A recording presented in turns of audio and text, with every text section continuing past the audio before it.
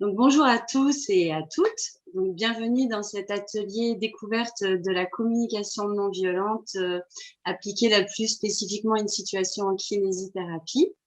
Donc, cet atelier vous est proposé par l'association CAPS-NV Santé. On vous en parlera un peu plus en détail à la fin de l'exercice. Et pour l'heure, donc du coup, c'est moi qui la représente en ma qualité d'infirmière, accompagnée donc par Jérôme Goudet, que vous pouvez voir quelque part sur l'écran, qui lui est kinésithérapeute de formation aussi, comme vous. Donc, l'idée ici, c'est de faire goûter, enfin de vous faire goûter ce que peut apporter la communication non violente dans des situations professionnelles. Et donc, on va vous présenter un atelier, enfin une scénette qu'on va jouer de façon quand on n'est pas formé en fait par la communication non violente. Et ensuite, on vous la rejouera avec les outils de la communication non violente. Avant de commencer, j'aimerais vérifier auprès de vous là si vous êtes bien, enfin vous êtes bien tous kinésithérapeutes de formation, donc soit en profession libérale, soit en centre de rééducation, bien ça. Ouais. Ouais. Voilà. Et normalement, aucun de vous n'a été formé à la communication non violente, mais peut-être que vous en avez entendu parler de près ou de loin au cours de votre profession. On en reparlera après. Donc voilà. Donc, là, ce qui va se passer, c'est qu'avant de commencer les scénettes, on va juste prendre 2 minutes pour se présenter chacun. Donc, donner son prénom, préciser si vous êtes en kiné libéral ou en institution, et ce que vous connaissez de la CNV, si vous en avez déjà entendu parler ou pas. Voilà. Donc, je te laisse commencer, Jérôme. Allez, je démarre. Donc bonjour, donc moi je m'appelle Jérôme, je suis kiné en libéral à Issy-les-Moulineaux dans le 92, les Hauts-de-Seine. Je suis diplômé depuis 92 et en fait je me suis formé à la communication non violente depuis 2004. Et il se trouve que là avec Carosset, j'interviens parce que je fais partie de l'association CAPS-NV Santé. Et cette association, elle a vraiment pour but de promouvoir la communication non violente au sein dans le milieu de la santé. Donc voilà, et là on a cet enregistrement qu'on fait, c'est pour les journées françaises de la kiné de 2021 qui vont être exclusivement en distanciel. Et donc voilà pour moi. Et je me sens tout de suite en même temps curieux de voir ce qui va se passer, et parce qu'on fait toujours nos scénettes un peu en live avec Carosset, donc on ne sait pas toujours comment ça se passe, et en même temps un peu stressé parce que c'est enregistré, et voilà. Donc, mais content d'être parmi vous. Voilà, je passe la parole. Alors, à qui veut la prendre, parce que... Allez, c'est parti. À mon tour. Vincent. Bonjour, je m'appelle Vincent Mondolo, je suis kinésithérapeute diplômé depuis 88, natif de la région parisienne. Je travaille depuis 2000 à La Rochelle dans un centre de soins et de réadaptation pour la Croix-Rouge française. Donc, je suis kinésithérapeute de formation, responsable d'équipe depuis 2009. Voilà, je n'ai pas outre mesure été formé à la communication non violente, voilà, même si régulièrement au sein de l'institution, des rappels sont faits pour certains, pour le respect des patients. Et donc, dans le cadre de mon activité, et sans formation, j'ai quand même déjà entendu parler de ce genre de communication, sans en avoir vraiment des outils. Voilà, donc comme attente, c'est plus à visée de découverte, d'une part, et puis peut-être qu'en effet, l'institution dans laquelle je travaille pourrait servir de levier à une formation beaucoup plus large que uniquement dans ma corporation. Voilà. Merci Vincent. Qui a envie de prendre le relais? Mathieu? Moi, je veux bien, si tu veux bien, Jérôme, parce que Ouais. du coup, avec toi, on travaille dans le même centre. Je m'appelle Mathieu. Donc moi, je suis diplômé depuis 99. Je travaille dans le centre de la Croix-Rouge depuis 2010. Et pareil, je n'ai pas eu l'occasion d'être formé à la CNV. Et du coup, ça peut vraiment m'intéresser comme approche. En plus d'être kinésithérapeute, je suis papa et c'est toujours intéressant de savoir comment gérer ces situations-là. Voilà, aussi bien dans la vie privée que dans la vie professionnelle. Voilà. Merci, merci Mathieu. Alors, qui a envie d'enchaîner? Alors, moi, Léna, ouais, super, vas-y. moi, je m'appelle Léana, je suis kiné depuis 2005. Je travaille à Lille en institution.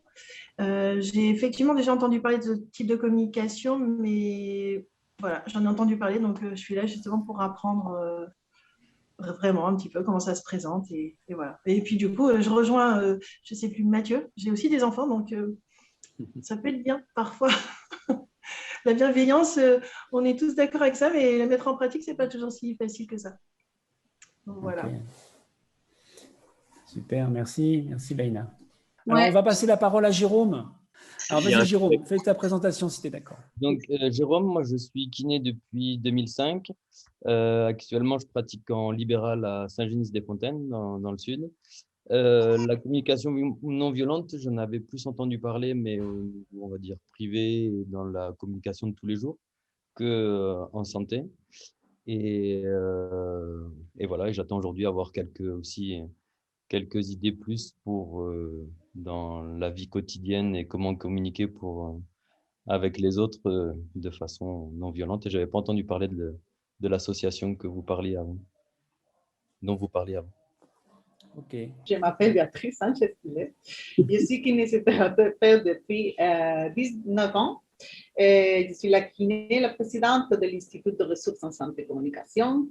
Je n'avais pas entendu parler de la communication non violente par rapport au travail de kiné, mais je le pratique avec mes enfants, même si ce n'est pas toujours facile, comme Léana et Mathieu ont dit.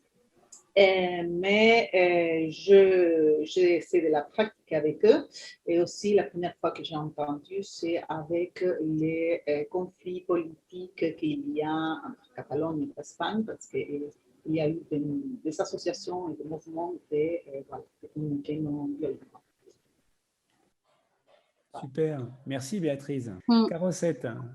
Oui, donc alors maintenant, ce qui va se passer, c'est qu'avec Jérôme Goudet, donc on va vous interpréter une scénette où lui va jouer son rôle de kiné et moi je vais jouer le rôle d'une patiente.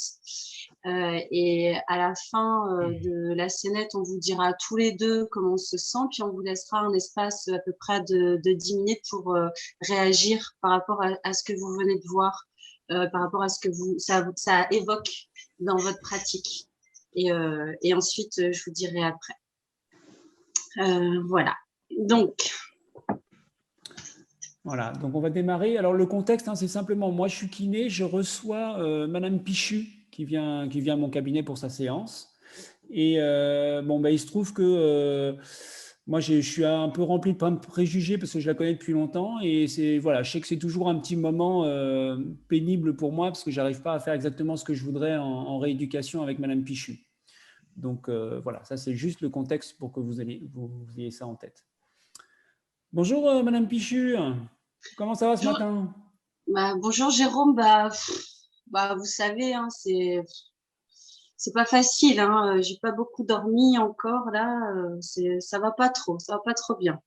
Bon, allez, il faut pas dire ça, Madame Pichu, c'est bon, ça va aller, Madame Pichu. Allez, on y va. Vous savez, avec le Gérard à la maison, c'est pas évident. Il a encore été malade toute la nuit. Ça fait 3 nuits qu'il est malade là. Moi, je dors pas de la nuit, je nettoie les draps et tout. Enfin, vous êtes marrant, mon petit Jérôme, mais c'est. Ouais, mais il faut pas avoir des pensées. Ouais, faut pas avoir des pensées trop noires, trop négatives comme ça. Faut aller de l'avant. Ça va aller, Madame Pichu. Allez vous installer. On va y aller maintenant. Vous êtes marrant, vous dites ça, mais j'aimerais bien vous y voir, moi, en passant toutes vos nuits à nettoyer le pipi du Gérard. Moi, j'ai plus l'âge maintenant. Je travaille en même temps toute la journée. Madame Pichu, là, vous êtes négative et c'est pas comme ça que vous allez vous en sortir. Donc, si vous voulez, ce qu'on va faire, c'est qu'on va se mettre à bosser. Comme ça, on va repartir dans une autre dynamique et puis ça va bien se passer. Hein? On va y aller maintenant. Voilà. Je te propose qu'on arrête là la situation, Carosette. Hein, voilà. On a fait court, exprès.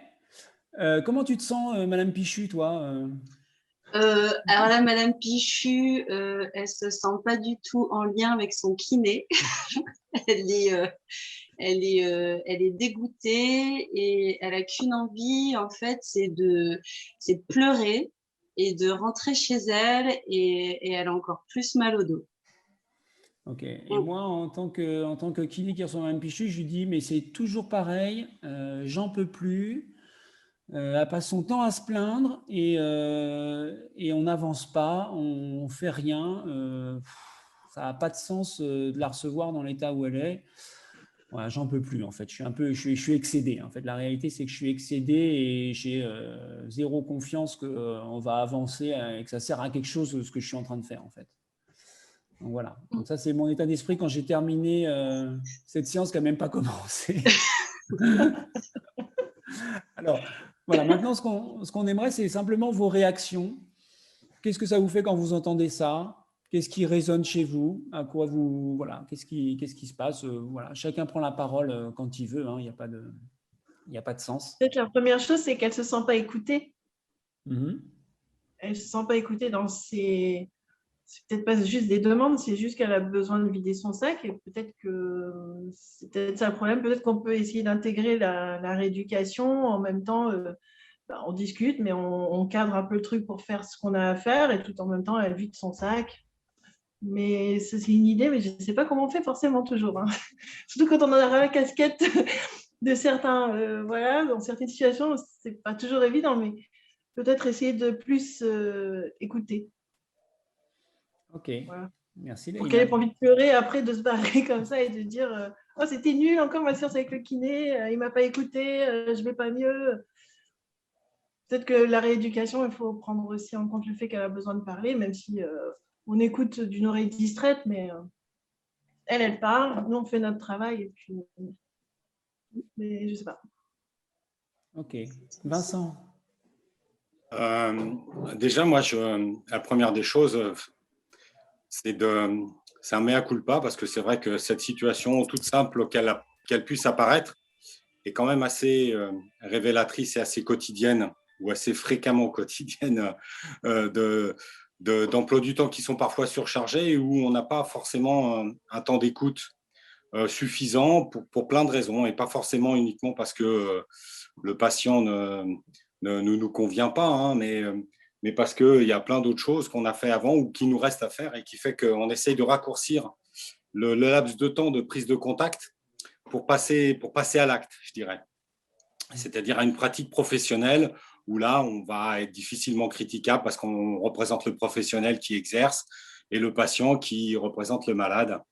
Et moi, je me suis assez bien reconnu au début de ton discours, Jérôme, avec une certaine forme de condescendance.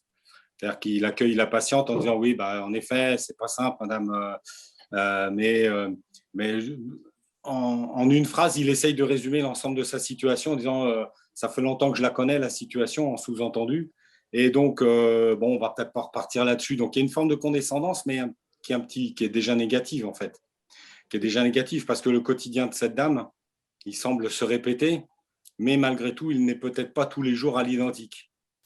Et lui, il raccourcit un petit peu le délai en essayant de résumer en une phrase son approche. Après, en effet, il y a une chose que… On est là rapidement dans une communication qui n'en est pas une, en fait. Il y en a une qui est le patient qui est terriblement négatif, excessivement négatif peut-être même, par un vécu de situation qui est difficile. Et puis un kiné qui se veut exagérément ou excessivement peut-être positif, voilà, pour essayer de compenser. Voilà. Et donc là, inévitablement, il n'y a pas de point de rencontre possible. Hein. Les deux chemins sont tellement divergents qu'on imagine rapidement que ces deux-là ne vont pas se rencontrer, en tout cas sur cette séance-là ou par cette manière-là. Voilà ce que ça me donne déjà comme première impression. Et comme tu le dis, en fait, elle veut parler et lui, il veut juste faire un acte de kiné. Tu es là pour la kiné, on fait la kiné et rentre chez toi, quoi. Il a besoin de coter ses actes au PMSI ou Ou passer à la capitale. Moi, je rejoins pas mal Vincent là-dessus. Il y a aussi le fait que la patiente, elle a d'autres attentes que la vraie prise en charge technique. Et du coup, le thérapeute qui semble toujours recevoir ce genre de discours en début de séance est peut-être, comme tu disais, Jérôme, hein, excédé, fatigué. C'est toujours la même histoire. Il la connaît par cœur. Et du coup, considère que c'est peut-être pas la priorité de la prise en charge. Voilà, c'est un peu l'impression que ça donne aussi. Et du coup, pourtant, quand il essaye, je pense, de bien faire en disant, mais regardez, là, je connais votre histoire, mais il faut qu'on parte sur une autre dynamique positive. Donc, il essaye quand même de, peut-être maladroitement, hein, et c'est peut-être ce que va nous apporter la CNV, hein, d'essayer d'impulser une énergie, mais en fait, ce que tu disais, Vincent, est très juste. Hein, la communication, elle est brisée dans le sens où il y a eu le message qui a été peut-être entendu, mais pas clairement écouté, en fait, hein, de la patiente qui est en souffrance. Voilà l'impression que ça me donne, moi. Ouais. Moi, je pense. On m'entend? Oui, on t'entend, oui. Moi, je pense que c'est pas que juste écouter, sinon se mettre à la place de la personne. Donc, même si on connaît déjà l'histoire, sûrement on a vécu aussi de ne pas dormir, de passer des moments difficiles. Et voilà, se mettre à la place de la personne et aussi, après de s'avoir mis à sa place et parler un peu de ça, de se dire que la personne, elle trouve des solutions pour elle, de possibles solutions qui pouvaient l'aider ou l'ouvrir à des autres possibilités. Ok, merci. Merci pour vos retours. Oui, Vincent, vas-y. Ce qui est assez intéressant là, et dans ce type de scénette, même si les personnages sont fictifs et pas forcément si caricaturaux que ça, hein, c'est que quelque part, à un moment donné,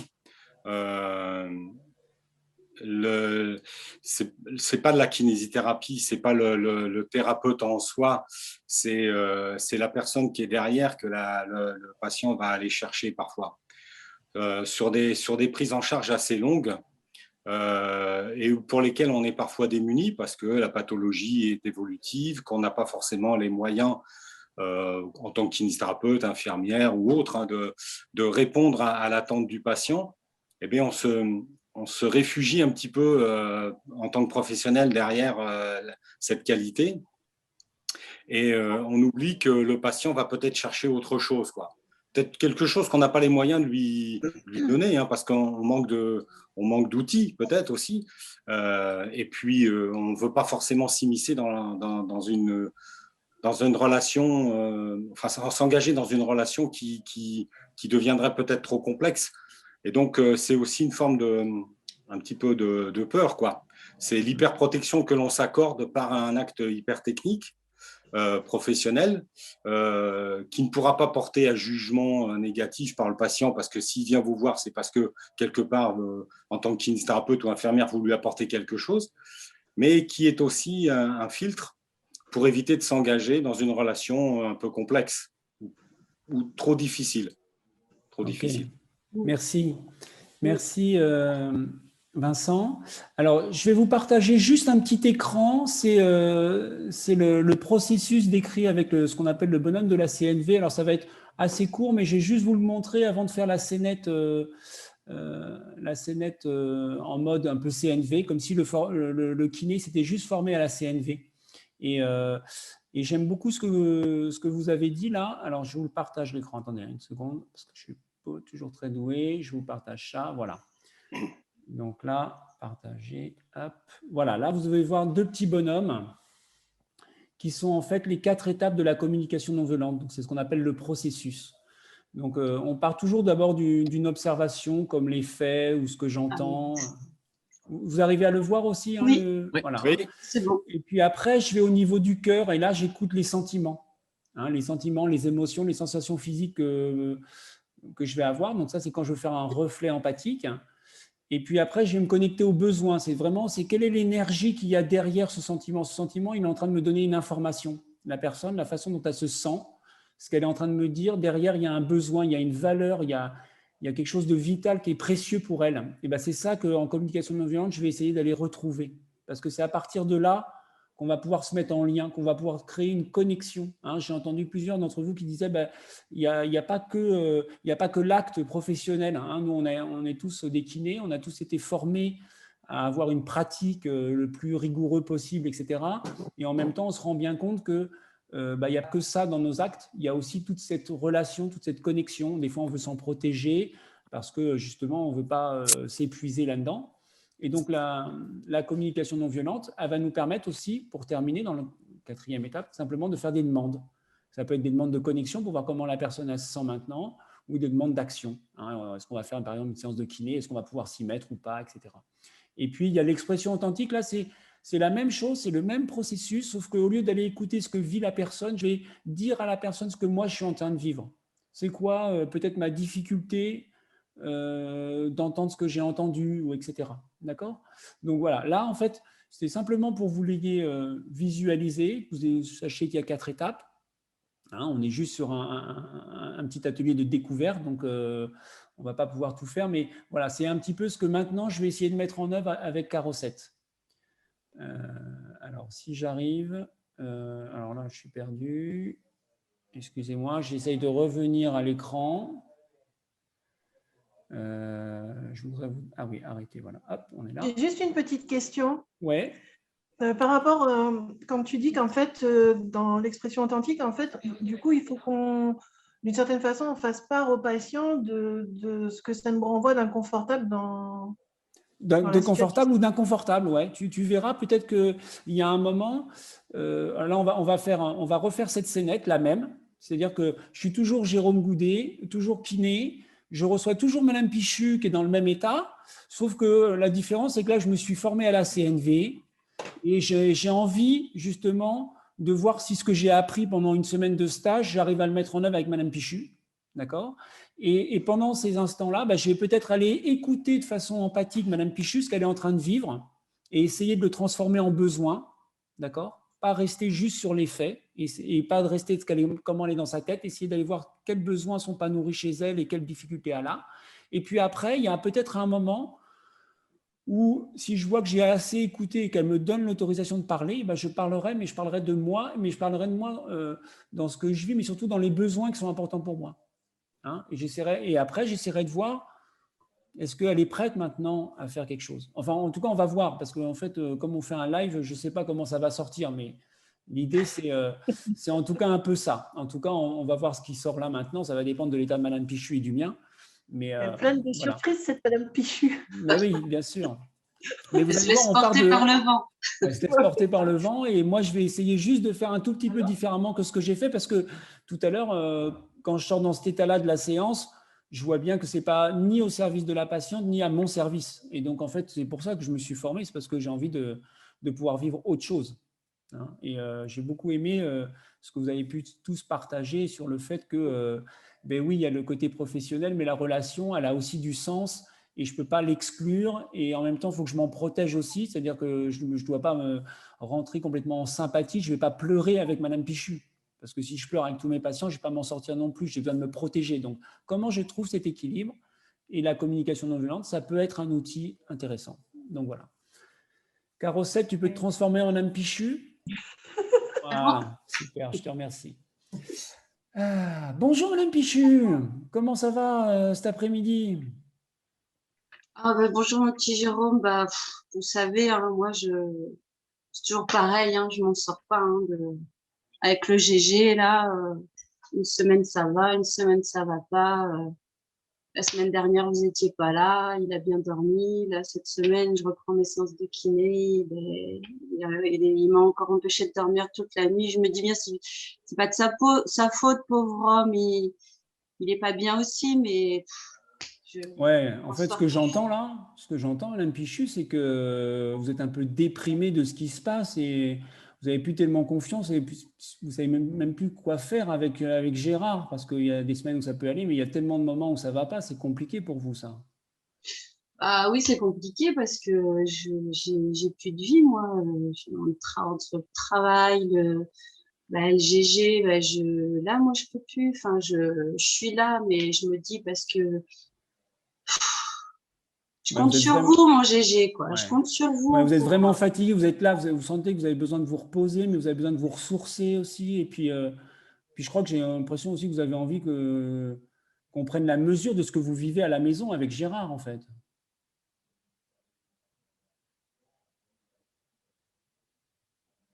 Ben, voilà, vous voyez, mon Jérôme, là, je crois que c'est la première fois qu'on me dit quelque chose comme ça depuis. Même moi, je m'arrête pas pour prendre la mesure de ce que je vis. J'ai la tête dans le guidon, j'en ai plein le dos, je sais plus comment faire pour m'en sortir et Ouais. je m'arrête pas en fait, je m'arrête pas.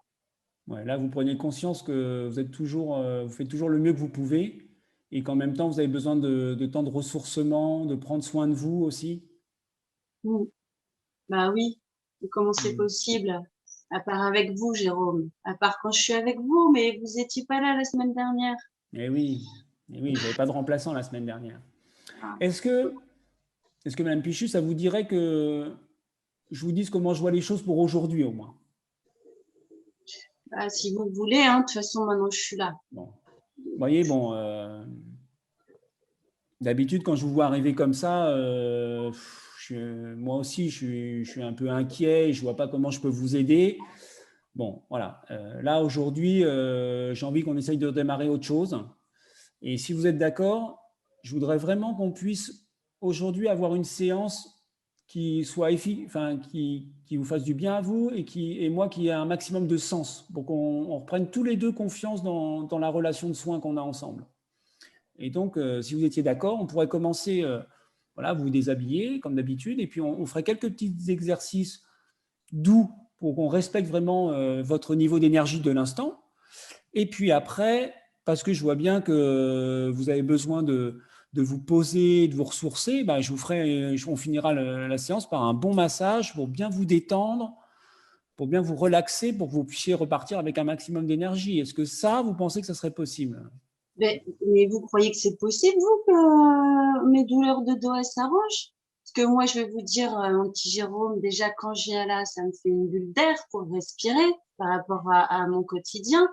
Mais je crois que enfin, j'ai jamais vraiment cru, moi, que ça pouvait s'arranger, mes Et problèmes oui, de ouais, dos. ce que j'entends, c'est que vous n'avez pas confiance que vous pouvez améliorer votre mal de dos.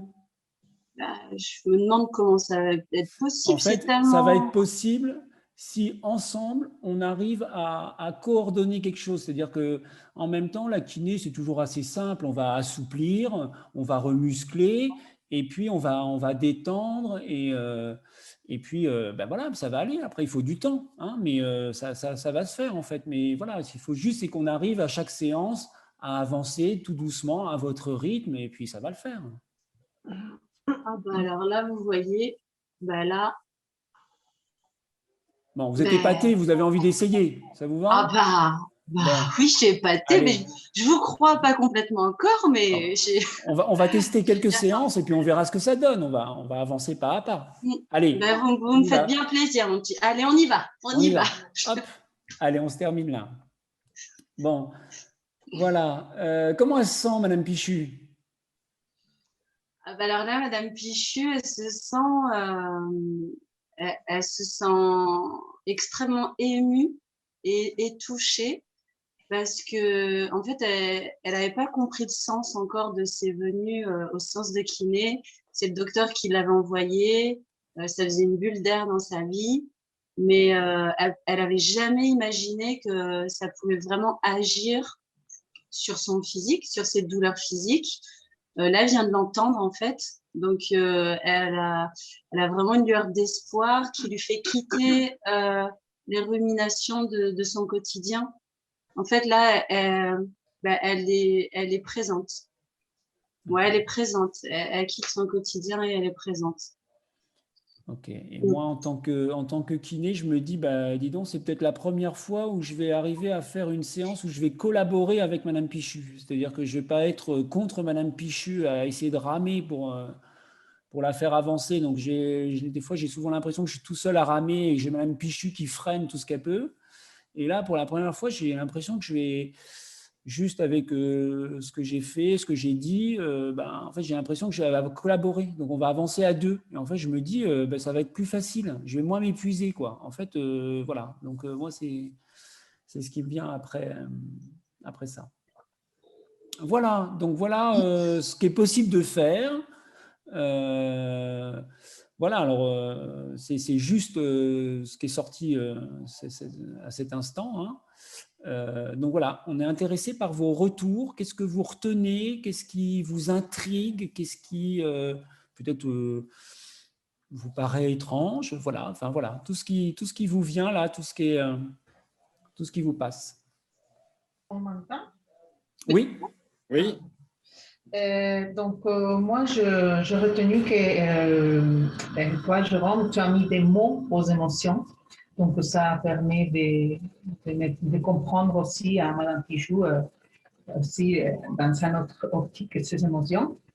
Et aussi, tu lui as demandé de l'expliquer pas à pas pour lui donner de la sécurité. Et ça élève le stress énormément. Et avant, je n'ai pas pu parler parce que je ne sais pas ce qui passe encore avec ton micro. Mais quand Vincent il a parlé de notre pratique, je pense que être kiné, ce n'est pas que de faire les exercices ou faire les massages ou tout ça, c'est diminuer l'inflammation, la guérir, et faire évoluer les patients. Et ça, sans la diminution de stress, ce n'est pas possible de faire. Parce que quand le cerveau il est en stress, il déclenche des mécanismes de supraprénal, bon, comme vous savez, le cortisol, le déborde et tout ça, et ça crée des inflammations. Donc, c'est notre travail aussi, diminuer le stress, parce que sinon, on ne va jamais avoir de résultats. Voilà, donc avec tout ça que tu as fait, je pense que tu as diminué largement le stress de la personne. Et voilà, et avec la collaboration, c'est un succès plus grand pour la rééducation de cette personne. Super, merci Béatrice. Qui a envie de réagir? Ouais, pour Léna? moi, je dirais que là, cette fois-ci, on a pris le temps de l'écouter. On a pris le temps de lui poser les bonnes questions pour qu'elle se déverrouille un petit peu. Du coup, on a essayé de rebondir un peu sur ça pour au final vraiment l'intégrer à sa rééducation, qu'elle fasse pleinement partie du truc. Là, alors, elle le subissait un peu, chacun le subissait en fait. C'est un peu chiant de voir Madame Pichu. C'est pas d'intérêt d'aller voir le kiné. Et donc finalement, tout le monde, là, cette fois-ci, comme le disait Vincent, je crois, là, cette fois-ci, les deux se rejoignent sur le même but, en fait. Donc, c'est ça qui est intéressant. Après, si je transpose un peu par rapport à ma pratique professionnelle, moi, je suis spécialisée en urogynéco. Donc, c'est déjà des séances particulières. Donc, c'est sûr qu'il faut, dans ma partie à moi, il faut vraiment que je prenne bien en compte les attentes des patients, maintenant, à court terme, moyen terme et tout ça, et puis bien les mettre en confiance, bien les mettre à l'aise.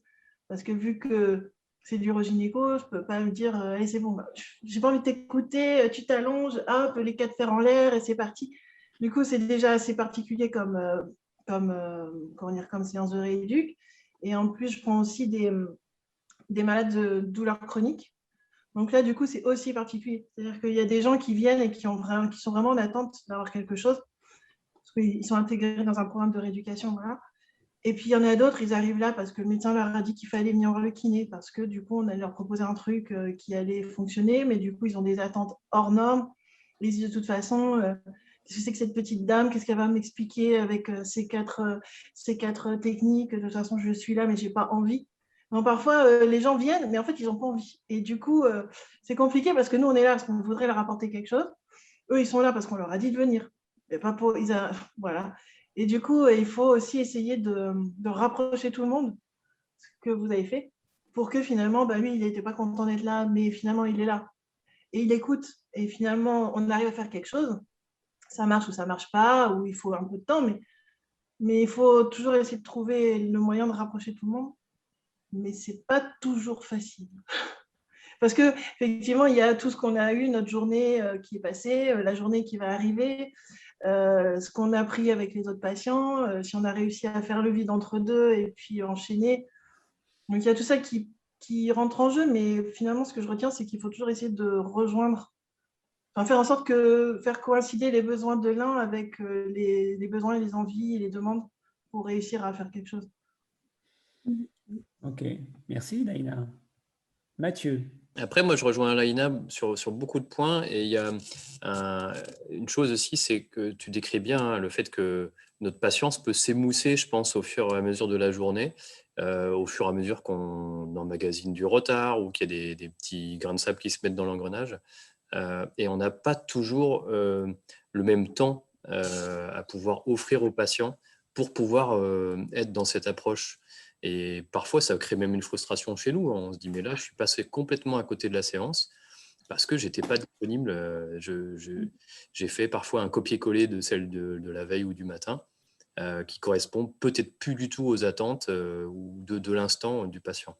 Et ça, c'est vrai que c'est pas toujours évident à gérer, surtout en épisode de crise sanitaire, avec parfois des collègues absents ou malades. Bref, c'est pas facile à gérer. Et c'est vrai que cette demande, cette souffrance des patients qui sont parfois assez régulièrement chamboulées par des organisations modifiées, on peut être un peu agacé de devoir expliquer ou essayer de justifier ou essayer de retrouver ce temps vraiment de tête-à-tête avec le patient. Pas toujours très simple. Merci Mathieu, merci. Ouais, Vincent. Ce qui est intéressant dans la deuxième scénette et dans l'approche, c'est que le professionnel, plutôt que de rester derrière son étiquette de masseur kinésithérapeute en l'occurrence, il invite la patiente à une proposition de prise en charge et de soins. C'est-à-dire qu'il ne la rend plus passive de ce qu'il va pouvoir lui imposer, mais il l'invite à faire un choix. C'est un choix qu'il oriente par la proposition, et il l'invite à la rendre beaucoup plus active déjà dans sa démarche, c'est-à-dire à venir vers lui pour réaliser ce qu'il vient de lui proposer. Et donc, il est déjà dans une démarche positive, ou en tout cas, c'est déjà perçu comme tel par la patiente, puisqu'elle va avoir un choix à faire, plutôt que de subir ce que lui veut lui imposer, comme sur les autres séances, par exemple, c'est ce qu'on voyait dans la première petite scène. Et bien là, il l'invite à une proposition qui peut-être est fondamentalement pas vraiment différente de ce qu'il faisait les semaines précédentes ou les jours, mais qui, dans les mots et dans la tournure de l'échange, rend la patiente beaucoup plus maîtresse de ce qu'elle va accepter, quelque part, de faire en sa compagnie. Et donc, quelque part, elle rend le patient un peu plus responsable dans sa démarche, sans pour autant avoir exercé quoi que ce soit, aucune technique, aucun soin. Elle amène le patient à avoir, à rapprocher un peu son état de la proposition, plutôt que de subir indirectement où elle se sentirait un peu forcée. Et ça, c'est une inversion de rôle qui est parfois intéressante lorsque le patient est réticent, parce que trop douloureux, parce que pas suffisamment connecté avec la séance, parce qu'il a tellement de choses dans la tête qu'il y vient par automatisme ou il y vient pour changer les idées, mais il n'y vient pas pour ce qu'on peut lui proposer, et sans même parler de résultats. Hein. Alors que là, quelque part, le patient va venir se rapprocher du thérapeute et de la proposition qui est déjà d'être un peu plus à l'écoute. Merci Vincent. Et Jérôme, est-ce que tu veux nous dire comment Oui, sens en fait, ouais. ce que je veux dire, c'est que oui, le thérapeute, là, cette fois, il a fait comprendre à la patiente qu'il l'avait entendue et qu'elle n'était pas une de plus dans la journée et que dans 30 minutes, il y en a une autre qui arrive. il l'a entendu et il a réussi à, comme disait Vincent, à créer un contrat, de dire, bon, ben, maintenant que vous êtes là, on va essayer de faire quelque chose ensemble, que je vous propose ça, ou participer. Et elle a le choix de participer ou pas, quoi. Et en même temps, il l'a un peu induit en disant, ben, enfin, oui, vous allez participer parce que ça va être bénéfique pour vous. Et comme disait Vincent, ça l'implique complètement, quoi. Et je pense que pour entre guillemets, l'efficacité de son traitement, avec l'efficacité du traitement, avec beaucoup de patients, si eux ont envie de participer et s'ils participent, eh ben, ça change tout sur nos prises en charge et même sur la, la valorisation que nous, on va avoir de notre métier. On ne va pas juste appliquer quelques techniques, mais on va être en collaboration avec des gens pour leur avenir. Merci, Jérôme. Alors, on va conclure pour ne pas dépasser trop le temps. Bon, bah, d'abord, merci d'avoir participé. J'espère que ça vous a donné envie voilà, d'avoir d'autres informations. Est-ce que ça vous avait envie voilà, de tester autre chose? Donc nous, vous savez, on intervient pour l'association CAP-CNV Santé et on voit, nous, pour les soignants en général, et bon, bah là, on était avec des kinés, mais c'est vraiment un réel point d'ancrage qui peut permettre d'aller découvrir qu'est-ce que la CNV. C'est-à-dire que cette association, ça peut être un début de tiens, je vais voir si ça m'intéresse vraiment, je vais découvrir qu'est-ce que je peux en tirer. Et puis après, éventuellement, il y a des formations qui existent, qui se font avec des associations des formateurs certifiés de communication non violente. Il y a des formations qui se font aussi dans des centres de soins qui existent. Et ce qu'on a vu là et que vous avez rendu, alors moi, ce que j'ai montré aujourd'hui avec Carosset, j'ai montré de l'écoute empathique. Hein. J'ai écouté en sentiment et en besoin ce que vivait Madame Pichu.